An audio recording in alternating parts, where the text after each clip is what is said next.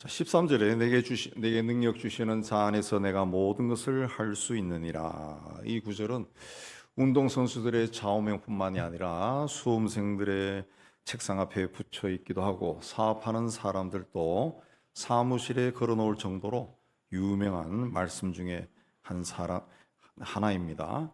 많은 사람들이 이 말씀을 내가 원하는 것은 무엇이든지 하나님이 이루게 해 주신다, 이렇게 성공을 보장하는 긍정의 힘으로 받아들입니다. 그러나 이 말씀이 기록된 자리와 이 고백을 한 사람과 또 이 말씀을 받는 교회, 그 현실을 함께 놓고 읽으면 전혀 다른 뜻이 됩니다. 곧 성공의 성전보가 아니라 고난의 현장에서 외치는 승리의 고백입니다. 바울은 예루살렘에 올라갔다가 유대 종교 지도자들의 고발로 체포됐습니다. 그러나 그가 로마 시민권을 가지고 있어서 황제에게 항소를 해서 예루살렘에서 로마로 이제 압송이 됩니다. 그러나 가택연금 상태에 놓여 있게 됩니다. 요즘과 달리 옛날에는 가택연금을 당하거나 감옥에 갇히면은 국가에서 먹여주고 재워주고 입혀주고 그런 거 없습니다. 본인이 알아서 생활해. 없으면은 굶어 죽는 겁니다. 추위에 떨어 죽는 거예요. 그래서 생활비가 필요했는데 빌립보 교회가 바울에게 끝까지 도움을 준 겁니다. 빌립보 교회는 마게도냐에 있던 교회로 자주장사 루디아를 전도하면서 세워진 교회입니다. 근데 당시 마게도냐는 로마의 식민지로 과중한 세금과 또 전쟁의 후유증으로 인해서 경제적으로 굉장히 궁핍한 지역입니다. 그래서 빌립보 교회도 그렇게 넉넉한 교회가 아니었습니다. 그럼에도 바울의 사역을 돕는데 아주 적극적이었습니다.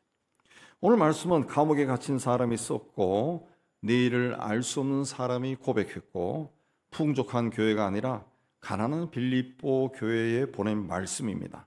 그러니까 바울이 지금 안락한 처소에서 여유 있게 편지를 쓴 것이 아니라 로마 가택에 연금된 상태에서 내일 어떻게 될지 모르는 위기와 또 병과 또 배고픔과 외로움 속에서 나는 어떠한 형편이든지 자족하기를 배웠다라고 고백하고 내게 능력 주시는 자 안에서 내가 모든 것을 할 수 있느니라, 그렇게 말한 겁니다.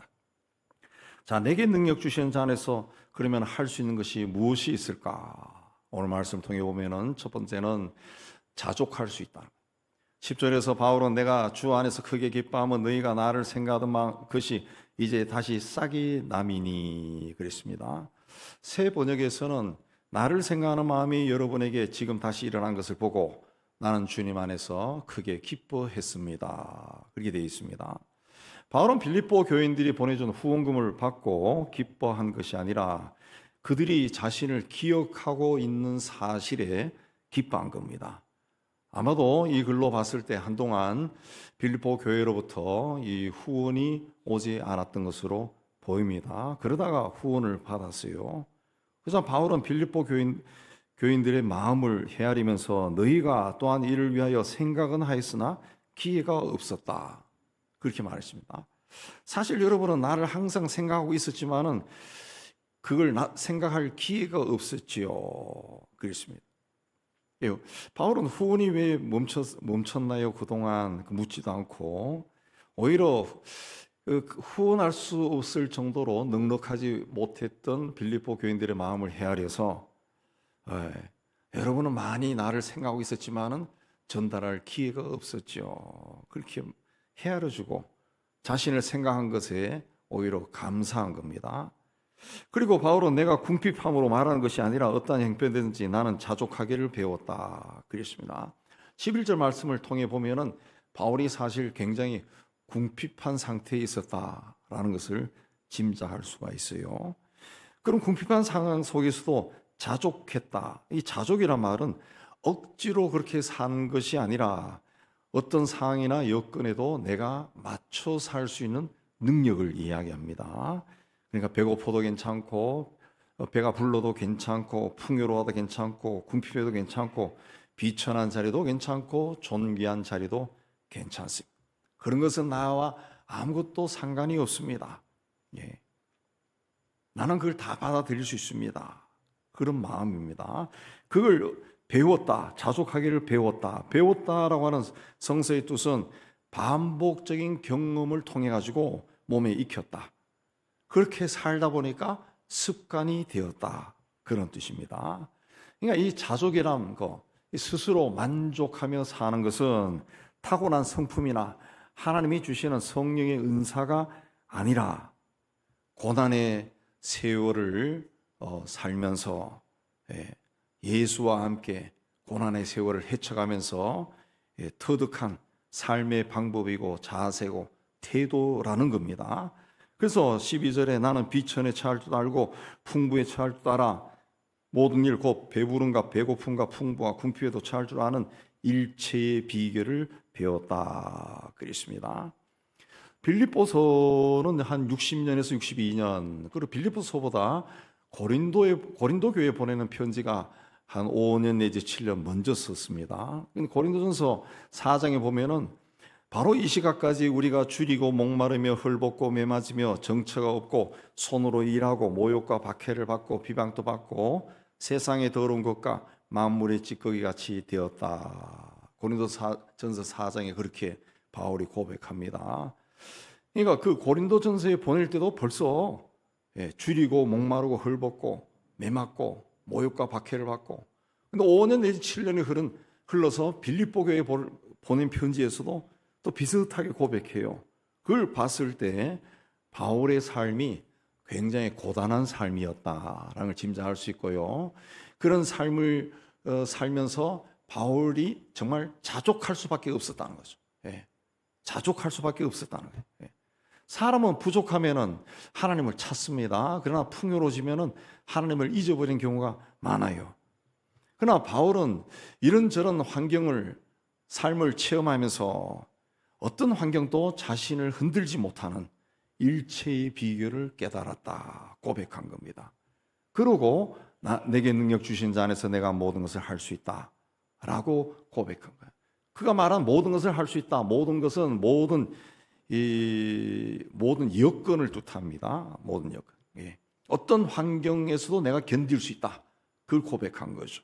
주님께서 진리가 너희를 자유케 하리라 하신 것처럼 바울은 주 안에서 자유한 겁니다. 그 자유의 고백이 내게 능력 주시는 자 안에서 내가 모든 것을 할 수 있다, 그 말입니다. 그러니까 이 말씀의 핵심은 내가 모든 것을 할 수 있다.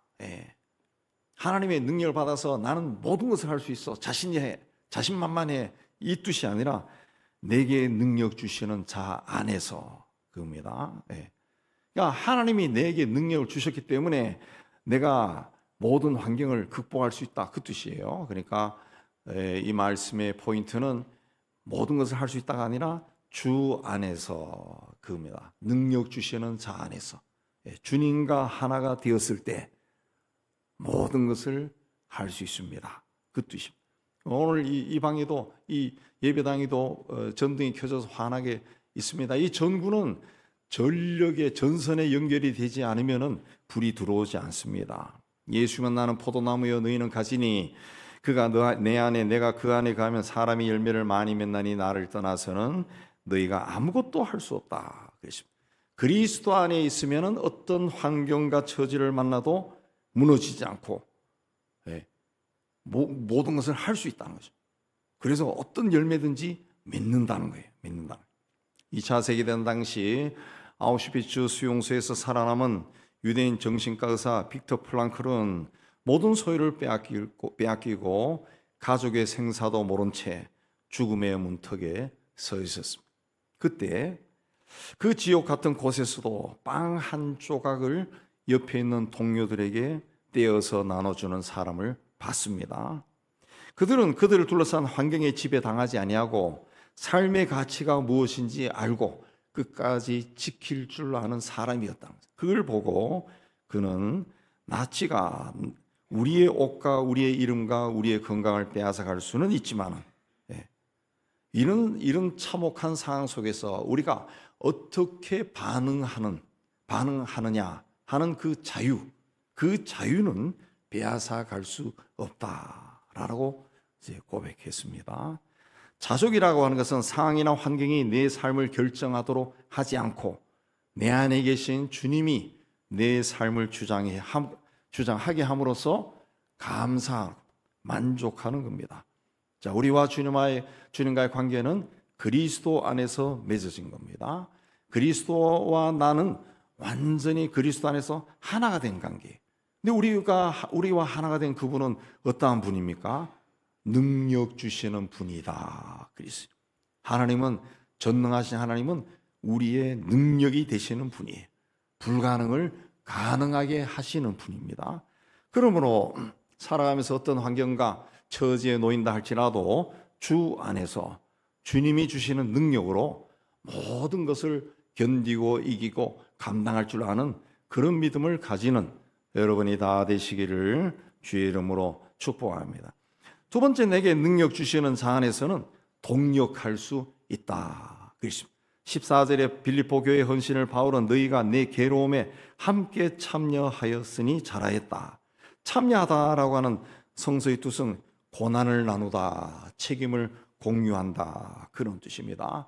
빌립보는 로마와 굉장히 멀리 떨어진 곳입니다. 대륙이 달라지죠. 근데 빌립보 교회는 바울을 멀리서 보고만 있지 않았습니다. 같이 짊어졌어요. 그래서 15절에 보면 바울이 빌립보를 떠날 때 바울과 주고받는 일에 참여했고, 16절에서는 데살로니가 있을 때 2번씩이나 바울이 쓸 것을 보내었고, 18절에서는 로마에서 가택연금 상태에 있을 때도 에바브로디도 편에 필요한 것을 채워주었습니다. 빌립보 교회는 넉넉한 교회가 아니었지만은 처음부터 끝까지 바울의 선교에 동참했다. 제가 신학교에 들어갔던 80년대 중반은 우리나라가 사회적으로 굉장히 어수선했습니다. 그래서 신학생 중에는 시대 상황에 따라서 민중운동하던 사람들, 소위 운동권인데 신앙이 있는 사람들이 또 들어왔어요. 가난한 사람들을 위해서 일하는 사람들이 많았고, 또 그 혼란한 시대에 어쨌든 이 민족에게 복음을 전해서 새롭게 해야 되겠다, 그런 사명을 가지고 선교단체에서 활동하던 사람들도 상당히 많았습니다. 예. 그런 사람들 중에서도 제가 처음 접한 단체가 있는데 위클리프 성경번역 선교회입니다. WBT라고 하는데, 이 선교회는 1942년 윌리엄 캐머런 타운센드가 설립했는데, 소수 종족에게 들어가서 그들과 함께 평생 살면서 그들의 언어로 성경을 번역해서 보급하는 선교단체입니다. 예. 작년 기준으로 세계의 언어가 7,396개라고 하는데, 그 중에 4,007개 언어로 성경이 전체 혹은 부분적으로 번역이 되었습니다. 그중 위클리프 선교회가 지금까지 776개 언어로 성경을 전체를 번역했어요. 신약은 약 1,798개 언어로 번역했습니다. 최근 1년 동안, 작년 1년 동안 약 118개 언어로 성경을 전체 혹은 신약만 번역해서 출간했습니다. 자, 이 선교회는 선교사로 헌신한, 번역 선교사로 헌신한 선교사와 또 언어학자와, 그러니까 이 선교단체 들어가면 대부분이 언어학자가 됩니다. 언어학 박사를 받더라고요. 언어학자와 그들을 후원하는 교회와 또 근래에는 IT 개발자, 또 항공 선교단체가 함께 협력해서 선교합니다. 예를 들어 파푸아 뉴기니의 한 부족을 위해 성경을 번역할 때 번역 선교사 한두 명, 그러니까 부부가 들어가서 한 10년, 20년 같이 삽니다. 그러면 그들을 위해서 기도로 후원하는 팀이 파송한 교회 형성이 되고, 또 재정적으로 후원하는 교회와 성도들이 형성이 됩니다. 또 항공 지원팀이 또 함께 참여합니다. 아주 오지로 들어가기 때문에 항공 지원팀이 들어갑니다. 그 선교회는 주인이 없습니다. 그 누구 한 사람이 빠져버리면 사역이 멈춰버려요. 더 이상 지속할 수가 없어요. 선교 역사는 늘 앞에 서는 사람이 있고 뒤에서 함께 지는 사람들이 있습니다. 그러나 열매는 모두의 것입니다. 바울이 빌립보 교회를 향해 너희가 함께 참여하였다라고 했듯이 이 선교 방법은 2000년 동안 조금도 변하지 않았습니다. 선교는 어느 지역의 선교로 들어가는 개인의 헌신으로 시작되지만 함께 일하는 공동체가 있으면 끝까지 갑니다. 우리 교회도 설립되었을 때부터 온두라스와 또 카자흐스탄 그건 계속했습니다. 지금은 그 제자들, 그 아들에 이르기까지 계속 후원을 하고 있습니다. 네.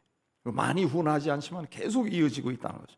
그렇게 뒤에서 기도하고 후원하는 팀이 있으면은 그 선교가 몇십 년, 100년, 200년을 가는 거예요. 하나님의 일은 혼자 하는 것이 아니라 함께 하는 겁니다.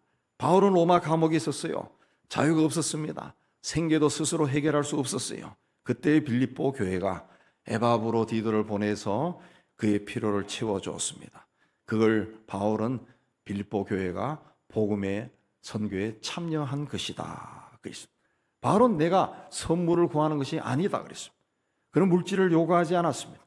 그리고 함께 일하는 자에게도 열매가 함께 열린다라고 믿었습니다. 그래서 교회를 향해 너에게 유익하도록 열매가 풍성하기를 구한다 그랬습니다. 함께 일한다는 것은 일을 나누는 것이 아니라 역할과 책임과 부담과 방향과 고난을 함께 감당하는 겁니다. 빌립보 교회는 바울과 함께 복음을 전한 교회였습니다. 앞에 서 있는 사람만이 아니라 뒤에서, 옆에서, 보이지 않는 자리에서 함께 짐을 지는 동역자들이 있을 때 하나님의 나라의 일은 중단되지 않습니다. 18세기 영국의 사회개혁가 윌리엄 윌버포스는 노예무역 폐지를 위해서 20년 동안 싸웠습니다. 그러나 그는 혼자 싸운 것이 아닙니다. 런던의 신실한 사업가들이 재정적인 후원을 했고 또 정치인 동료들이 인내심 있게 같이 싸웠습니다. 특히 1787년 결성된 노예무역 폐지위원회는 이름 없는 후원자들이 많이 동참했습니다. 윌버포스는 말년에 의회에서 연설하는 것보다 더 중요한 것은 나와 함께 그 오랜 세월을 견딘 사람들이다 라고 했습니다. 하나님은 한 사람을 소명으로 부르시고 그에게 사명을 주십니다. 그러나 그 사명을 끝까지 감당하게 하는 것은 공동체에서 함께 부름을 받은 사람들이 같은 가치관을 가진 사람들이 함께 할 때 하나님의 일이 이루어지는 겁니다. 그들에게 능력을 주시는 자 안에서 이루어지는 거예요. 1975년생인 미국의 전직 미식 풋볼 선수인 워릭 던이라고 하는 사람은 18살 때 경찰관이던 어머니가 무장강도의 총에 살해됐습니다. 5명의 동생을 돌봐야 됐습니다. 그러나 그는 좌절하지 않고 그가 하고 있던 운동을 열심히 해서 21살 때 프로 풋볼 선수로 데뷔합니다. 그리고 데뷔 첫 해에 열심히 일해도 집을 살 형편이 안 되는 자기 엄마 같은 싱글맘을 위해서 가구까지 완비된 집을 제공하는 프로젝트를 시작합니다. 그리고 28년 동안 2025년 12월까지 250채의 주택을 지어서 기증했습니다. 무료로 기증했습니다. 그러나 그 사역은 혼자서 한 것이 아닙니다. 지역 교회와 건설업자와 자원봉사자들이 28년 동안 그와 함께 했습니다. 워릭더는 나는 집을 지은 게 아니라 사람들이 함께 움직일 수 있는 동기를 제공했을 뿐이다. 그렇게 말했습니다. 같은 가치관을 가진 사람들과 인생길을 동행하는 것은 내게 능력 주시는 자 안에서 할 수 있는 일입니다. 주님은 2-3 사람이 내 이름으로 모인 곳에 나도 그들과 함께 한다 그랬습니다. 주님의 일을 함께하는 곳에 주님의 능력이 임합니다. 그러니까 하나님의 일은 나 혼자 영웅적으로 하는 것이 아닙니다. 우리나라의 사이비 이단들이 굉장히 많은데 처음에는 거의 대부분이 사이비 이단에 속하지 않고 큰 교회들도 약간 그런 비슷한 성향을 가진 교회들도 우리나라에 참 많습니다. 근데 그런 교회들도 처음에는 다 아주 신실했습니다. 아주 신실해. 그러다가 사람들이 모이고 재정적으로 좀 거대해지니까 본인들이 하나님의 자리에 앉게 되고 어느 선을 넘어버리니까 내가 하나님처럼 막 생각이 드는 거예요. 이단이 되어버린 겁니다. 하나님의 일은 혼자 하는 것이 아닙니다. 하나님이 나를 사용해서 위대한 종으로, 위대한 사람으로, 위대한 일을 이루게 해달라. 물론 그런 기도 필요하지만은 굉장히 위험해짐. 함께 하는 것을 하나님은 기뻐합니다. 그래서 기도할 때도 하늘에 계신 우리 아버지 그랬습니다. 그렇게 기도하라 그랬습니다. 우리 아버지, 너만이 아니라 너와 함께하는 사람들을 귀하게 여기고 그들과 함께 하나님 앞에 서라 그랬습니다. 하나님이 주시는 능력으로 하나님의 일에 선한 마음으로 적극적으로 믿음으로 동참해서 하나님의 기쁨과 자랑이 되는 여러분이 되기를 주의 이름으로 축복합니다.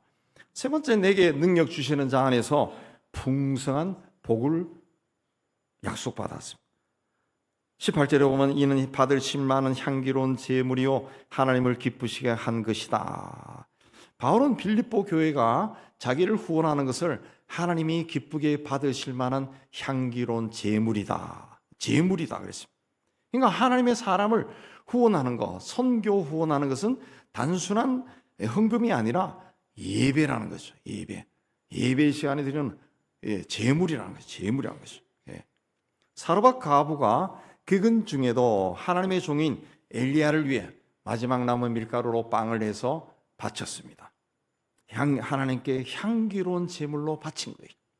그러자 기근이 끝날 때까지 밀가루와 기름이 떨어지지 않는 풍성한 복을 받았습니다. 19절에 나의 하나님이 그리스도 예수 안에서 영광 가운데 그 풍성한 대로 너희 모든 쓸 것을 채우시리라 그랬습니다. 이 기절도 13절 이상으로 유명한 기절입니다.